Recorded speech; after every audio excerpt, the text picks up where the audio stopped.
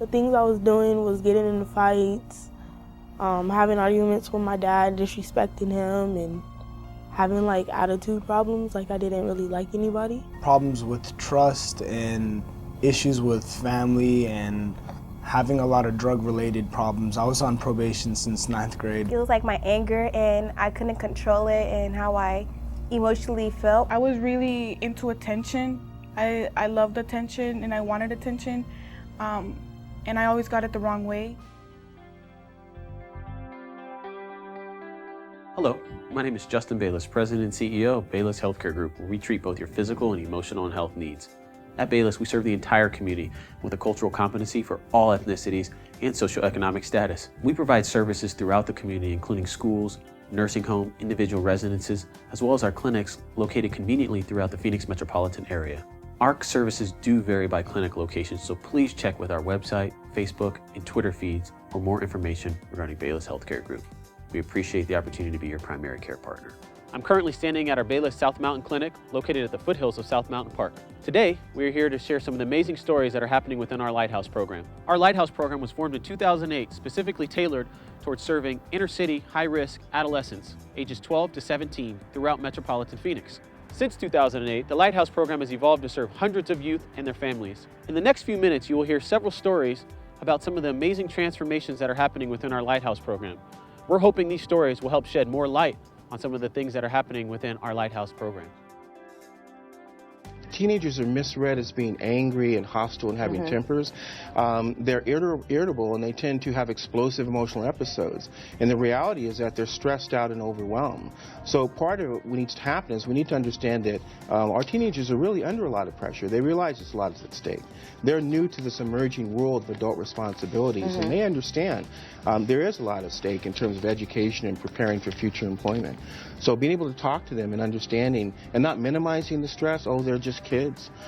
They're facing things that are common to us as adults in the work world, but it's very new to them. The important thing is to establish a relationship and communication so you know what's going on and you see those early warning signs of stress that can contribute to chronic health problems in the future if we don't correct them. All right, Dr. McCain from Bayless Healthcare. Thanks for joining us. The Lighthouse program provides a place for youth in the Phoenix metro area who are lost in the darkness of substance abuse, mood disorders, disruptive behavioral disorders, a place to come to discover different possibilities of who they can become. We provide an opportunity for the youth to learn from each other and understand the limits and challenges that they face in trying to overcome circumstances with difficulties at school, families, and the community themselves. The Lighthouse program doesn't tell youth what to do. We provide an opportunity for them to assist each other in looking at what they're doing and learning to make the choices and own the responsibility for the outcome of those choices, whether they're positive or negative. Well, I think, for me it was always a struggle to, find somebody that would invest, in Gerard and, that he not just be a problem number or someone who just fit into a category. And so I always had a lot of frustration with some of the programs that he's been through, and he's been through a lot of them. Why youth come to a program is only a part of the puzzle. We also understand that they don't want to be in the program and why. One of the first lessons we deliver to them is if you're at a place in your life that you don't want to be in, and now you're in a program you don't want to be in, you might want to put some thought into how you keep ending up in places that you don't want to be in. I had got in a fight at school, and then my dad was like, well, you need to start going to counseling. And so at first I was just like, okay, that's fine. But then when I got there, I didn't really like it. A little scared in essence that I felt nothing was going to be resolved with my life. I was just going to stay in the same cycle, and it was just going to be another facility on the list type of thing. I didn't like it at all. I thought it was just a place where you express yourself, and I didn't want anything to do with it. I didn't want to be there. I didn't want to be there at all. like I said, I hated authority, so I didn't care about anybody. Our youth are not brought to us because they're angry or disrespectful to their parents or apathetic about their future. Our youth aren't brought to this because their families are controlling or neglectful or don't care. These are simply the accusations that they throw at each other in their confusion about where their lives currently are. The irony is that the parents and youth share something in common: uncertainty and fear about the future, and concern that they may not be capable of facing the challenges ahead. What we try to help them understand is that you don't need to manage or control your anger or emotions. We teach them to understand that your emotions are knowledge and information about a life that's out of balance. Learn to get expectations clear and face your insecurities.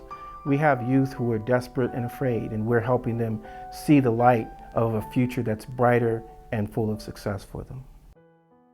Well, of course, the biggest thing you fear as a parent is when you just don't hear anything. And for me, that was really extensive. You know, Gerard wasn't allowed to call me, wasn't allowed to communicate with me. When I got him a telephone or something, he wasn't allowed to use it. And then I would just get fragments of stories. And so what feared me the most was maybe you know, a bad decision, a bad choice of drug use, you know, running with the wrong crowd, you know, getting in trouble. We provide youth with individual and family therapy, as most traditional programs do. However, a unique aspect of the Lighthouse program is what we refer to as the micro-community. In addition to their primary therapists that work closely with them and the families, each therapist has informal discussions and conversations we refer to as check-ins to get familiar with each of the youth, to provide them with a network of adults they can come to in times of difficulty and stress. Most importantly is the relationships that the community creates between the youth themselves, through discussion groups that are held twice a day, as well as monthly community meetings for the whole youth community. The youth learn like brothers and sisters to assist and learn from each other and support their struggles and their successes in moving forward in life. I was really going down a negative path. It was this horrible mindset. It was just destructive, and my family was really being affected from it. And it was just something that I feel like where I would have ended up would have been something like being in the system throughout being 18, and after that, not even having a window where I was out of the system from 18 juvenile to adult. Honestly, I wouldn't really know. That's how bad it was. Like, I probably did something that I would have regretted. If I would have kept on going the same place that I was at, I probably would have been dead or really, really traumatized with all the drugs and alcohol and everything that was that I was getting myself into. But I think the best outcome that would have happened was, it's not the best, but the only outcome that I could think of that would have happened was me dead. The number one rule of working with kids is that it's personal. If they don't care about us and they don't feel we care about them, then they don't care about what we have to say. Whether it's a wall of apathy of I don't care, or a wall of hostility that you can't make me, we can't reach our kids by beating on the wall. We have to make them feel safe so they can tell us the truth of what's going on. It was just really scary, and I thought I was gonna die that night.